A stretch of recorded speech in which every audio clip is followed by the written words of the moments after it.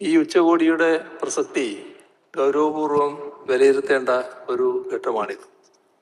വരുന്ന ഫെബ്രുവരി മാസത്തിൽ ഡൽഹിയിൽ നടക്കാനിരിക്കുന്ന ആഗോള AI ഇമ്പാക്ട് സമ്മിറ്റിന് മുന്നോടിയായി സംഘടിപ്പിച്ച ഈ ഉച്ചകോടി വിജ്ഞാനാധിഷ്ഠിത നവകേരള നിർമ്മിതിയിലെ ഏറ്റവും സുപ്രധാനമായ ഒരു നാഴികക്കല്ലായി ചരിത്രം അടയാളപ്പെടുത്തും. നൂതനത്വത്തിൽ നിന്ന് സാമൂഹിക പ്രഭാവത്തിലേക്ക് എന്നതാണല്ലോ ഈ ഉച്ചകോടിയുടെ സന്ദേശം. From innovation to impact. ഇത് കേവലം ഒരു മുദ്രാവാക്യമല്ല, മറിച്ച് സാങ്കേതിക വിദ്യയെ വെറും സിദ്ധാന്തങ്ങളായോ കൽപ്പനകളായോ ചുരുക്കി കാണാതെ സാമൂഹ്യ ജീവിതത്തിൽ ഗുണപരമായ മാറ്റങ്ങൾ കൊണ്ടുവരാനുള്ള നമ്മുടെ നിശ്ചയദാർഢ്യത്തിൻ്റെ പ്രഖ്യാപനമാണ്. ഭരണനിർവഹണ രംഗത്ത് വിപ്ലവകരമായ മാറ്റങ്ങൾ കൊണ്ടുവരാൻ AIക്ക് സാധിക്കും. ഭൂമി വ്യവഹാരങ്ങളുമായി ബന്ധപ്പെട്ട പ്രക്രിയകളിൽ പ്രെഡിക്റ്റീവ് അനലിറ്റിക്സിൻ്റെ ഉപയോഗം, പ്രകൃതിക്ഷോഭങ്ങൾ മുൻകൂട്ടി പ്രവചിക്കാനുള്ള സംവിധാനങ്ങൾ, പൊതുജനങ്ങളുടെ അഭിപ്രായങ്ങൾ സ്വരൂപിക്കാനുള്ള AI സംവിധാനങ്ങൾ, ഇവയിലൂടെ ജനങ്ങൾക്ക് കൂടുതൽ സുതാര്യമായി സേവനങ്ങൾ ലഭ്യമാക്കാൻ നമുക്ക് AI വഴി സാധിക്കും. സർക്കാർ സേവനങ്ങളിലെ ഓട്ടോമേഷൻ ഭരണനിർവഹണം കൂടുതൽ സുതാര്യമാക്കുമെന്ന് ഉറപ്പാണ്. ആരോഗ്യ മേഖലയിൽ രോഗനിർണയത്തിലും ചികിത്സാ രീതികളിലും AI ഉപയോഗിക്കുന്നതിലൂടെ നമ്മുടെ പൊതുജനാരോഗ്യ മേഖലയെ കൂടുതൽ ശക്തിപ്പെടുത്താനും സാധാരണക്കാർക്ക് കുറഞ്ഞ ചെലവിൽ മികച്ച ചികിത്സ ഉറപ്പാക്കാനും സാധിക്കും.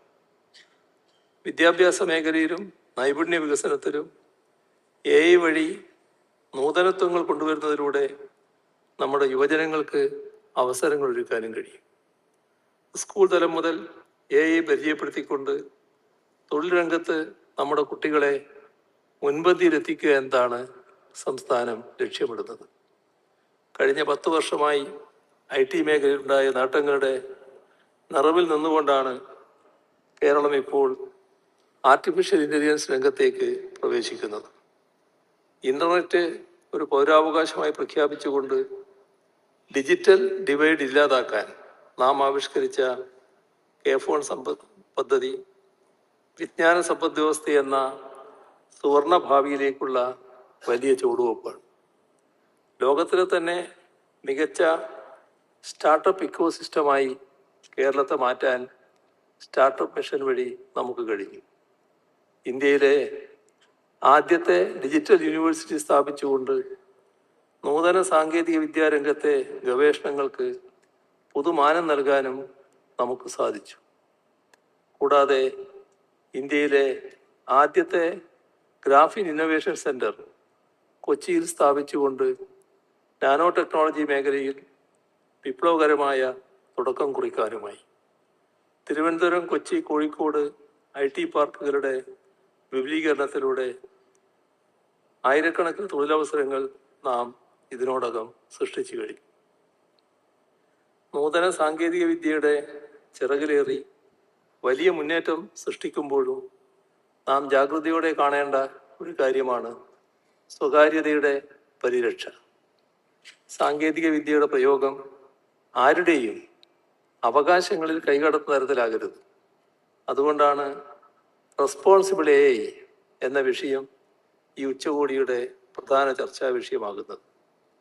സാങ്കേതിക വിദ്യയുടെ ഗുണങ്ങൾ എല്ലാവരിലും എത്തുമ്പോൾ തന്നെ അതിൻ്റെ ദുരുപയോഗം തടയേണ്ടതുമുണ്ട്.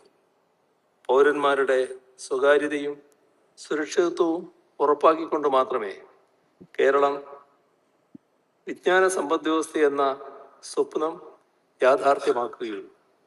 ഇതിനായി Kerala IT mission, startup mission, digital university തുടങ്ങിയ സ്ഥാപനങ്ങളെല്ലാം ചേർന്ന് കേരളത്തിന് മാത്രമായി ഒരു AI ചട്ടക്കൂട് ഫ്രെയിംവർക്ക് രൂപപ്പെടുത്തുകയാണ്.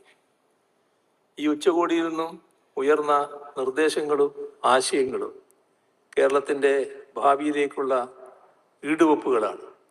വിജ്ഞാന സമ്പദ്വ്യവസ്ഥയിലേക്കും നവകേരളത്തിലേക്കുമുള്ള വികസന മുന്നേറ്റത്തിൻ്റെ ചാലകശക്തിയായി AI മാറുമെന്ന് നമുക്ക് ഉറച്ച് വിശ്വസിക്കാം.